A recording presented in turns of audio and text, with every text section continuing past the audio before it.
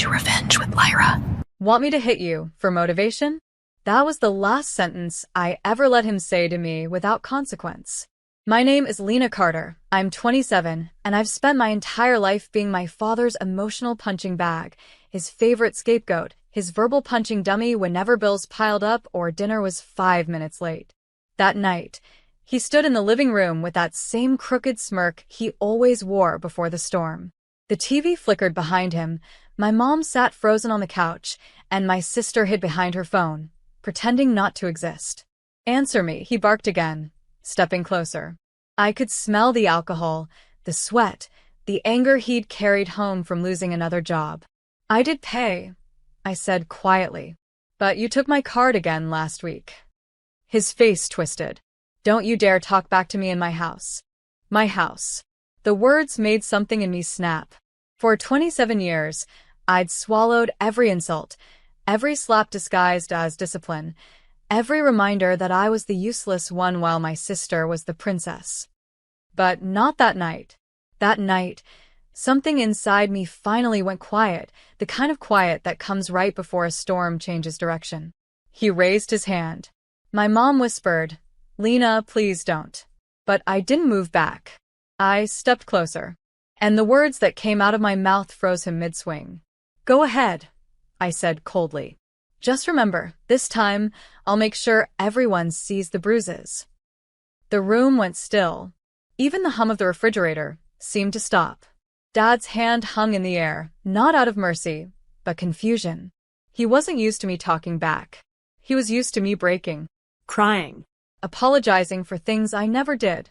But this time, my voice didn't shake. My mother's eyes darted between us, wide and wet. "Lena, please," she whispered again. He didn't mean it. Didn't mean it. The same 3 words she'd been using since I was 10 years old. Words that had become the wallpaper of our home, covering cracks, never fixing them. My sister, on the couch, snorted. "You're being dramatic again," she muttered without looking up. "You always push him." And just like that, the script replayed. Victim becomes villain. Abuser becomes poor dad under pressure. Only this time, I wasn't reading my part. I took my phone out of my pocket and hit record. The red light blinked between us like a heartbeat. "Say it again, Dad," I said softly. "Say what you just said about hitting me." His face went pale. "You think I care about your little games?" He lunged forward, but I stepped back fast, calm, calculated. "You should care," I said. "Because when this video leaves my phone, the whole world will know what kind of man you are, and what kind of family this is." He froze. Mom gasped. And that's when the front doorbell rang. Loud, sharp, and perfectly timed. The doorbell echoed through the house again, long, insistent. My father froze mid-step, his jaw tight. "Who the hell is that?" he barked. I didn't answer. I already knew. I'd made the call earlier that evening when I found my pay stub missing from my drawer, again. "I'll get it," I said, walking past him. "Don't you dare open that door, Lena," my mother hissed, her voice trembling. But I did. And when I pulled it open, 2 uniformed officers stood on the porch, rain glistening on their shoulders. "Evening, ma'am," one said. "We got a report of domestic disturbance from this address." My father's voice thundered from behind me. "This is a family matter." "Who called you?" The officer's gaze shifted to me. I raised my chin. I did. For a second, the air in the room snapped, like the moment lightning hits too close. My father's face turned crimson, his hand twitching by his side. "You called the cops on your own family?" I swallowed the fear clawing at my throat. "I called them on an abuser." The younger officer stepped forward. "Sir, we're going to need you to calm down." Mom was crying now, begging them all to stop. My sister muttered something about embarrassment and what the neighbors will think. But I didn't care anymore. The silence, the fear, it was ending tonight. Because justice had finally entered our living room. And it was wearing a badge. "Calm down," my father laughed bitterly. "I am calm. It's her that's out of control." He pointed at me like I was some wild creature, his voice booming. "She's been lying for years, turning everyone against me. She wants to destroy this family. The officer remained steady. Sir, yelling isn't helping your case. Let's step outside and talk. Case. Dad spat. There's no case. This is my house. And there it was again, that word. My. As if ownership gave him the right to humiliate and break everyone who lived inside it. I looked at the officers, my heart pounding but my voice steady. I have videos. And bruises. And text messages where he threatened me last week. The older officer nodded, professional but kind. We'll take your statement, ma'am. My father's voice cracked. You're lying, Lena. You're lying like you always do. But my mother's sobs told the truth. Her trembling hands covered her face. My sister finally put her phone down, her lips parting in disbelief. She whispered, "You recorded him?" "I had to," I said. "You wouldn't believe me otherwise." The younger officer stepped behind my father.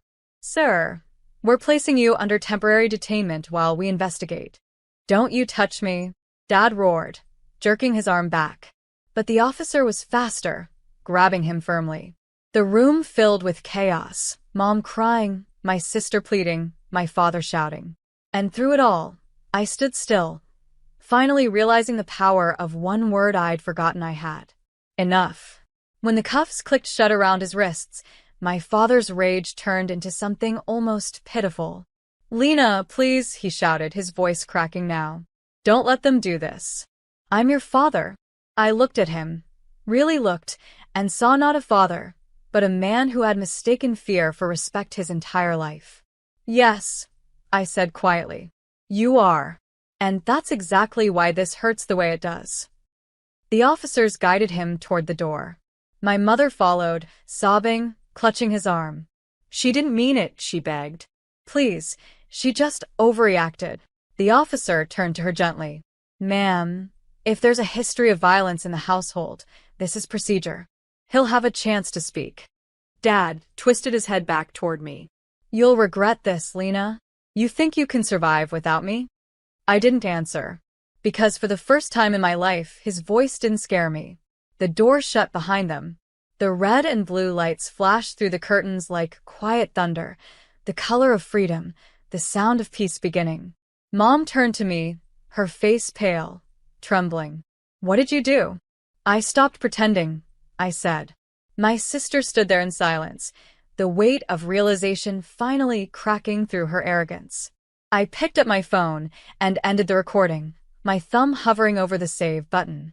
Then I whispered to myself, almost smiling, "It's evidence now, not a memory." The police car's lights faded down the street, leaving the house eerily still. My mother sank into the couch, clutching her chest like the air itself hurt. My sister finally spoke, her voice small. "Lena, what happens now?" I looked around the living room, the cracked photo frames, the dent in the wall from a past argument, the coffee table he once smashed because dinner was late. "Now," I said quietly. "Now we rebuild." But my mother shook her head, trembling. "You shouldn't have done that. He'll never forgive you." I turned to her, the exhaustion in my bones heavier than fear. "Mom, forgiveness means nothing if it keeps you chained." Her lips trembled. "You don't understand marriage."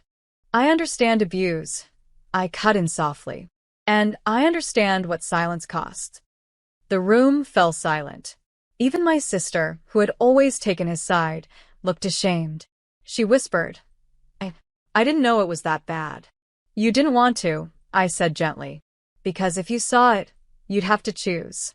That night, I packed a bag. Just a few clothes, my laptop, and the folder of evidence I'd collected, bruised pictures, recordings, statements. I called a friend from work, a woman who ran a nonprofit that helped women escape violence. When she picked me up, I didn't look back. The house was dark, still, and hollow. But the silence no longer belonged to him. It belonged to me. 2 weeks passed before the silence began to feel like peace. I was staying in a small apartment above the Women's Resource Center, a temporary space with white walls, warm lamps, and no shouting. Every morning, I woke to birds instead of slammed doors. It was strange and beautiful. The legal process had begun. The officers filed my statement, and the district attorney contacted me. There would be hearings, restraining orders, maybe even jail time. It terrified me, but not enough to stop. Then one afternoon I got a message. From him. I'm sorry, Lena. I didn't mean to. Please come home. Mom's not eating. The neighbors are talking. You made your point. I stared at the screen for a long time before typing back. This isn't about making a point. It's about breaking a cycle. I hit send and blocked the number. That night, I visited the hospital where Mom worked part-time in the laundry department. She looked thinner, fragile. When she saw me, she broke down in my arms.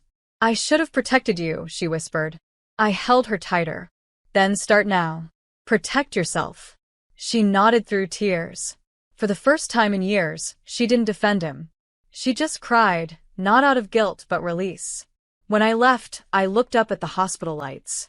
For the first time, I felt something I hadn't felt in forever. Control. 6 months later, the case closed.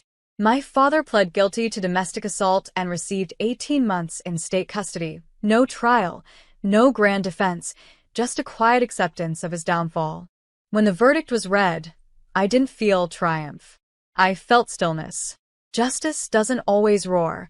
Sometimes it whispers, "You're safe now." Mom moved in with my sister for a while, but slowly, she started visiting me. She'd bring homemade soup in old glass jars, her hands shaking less each time. Once, she looked around my tiny apartment and said, "It's small, but it's peaceful." And that peace was the inheritance I wanted all along. I'd gone back to work, joined a trauma support group, even started therapy. There were days I still flinched at sudden noises, but there were also mornings I woke up smiling for no reason at all. Healing wasn't a straight line, but it was mine. Last week, I stood in front of the mirror before heading to court for a final hearing. I wore a navy blue suit and the same silver earrings my dad once called too flashy. I looked at myself, really looked, and whispered, "You survived." When the judge asked if I had anything to say before the session ended, I stood tall. "I don't want revenge," I said softly. "I just want peace, and I finally have it." The gavel struck. The chapter closed.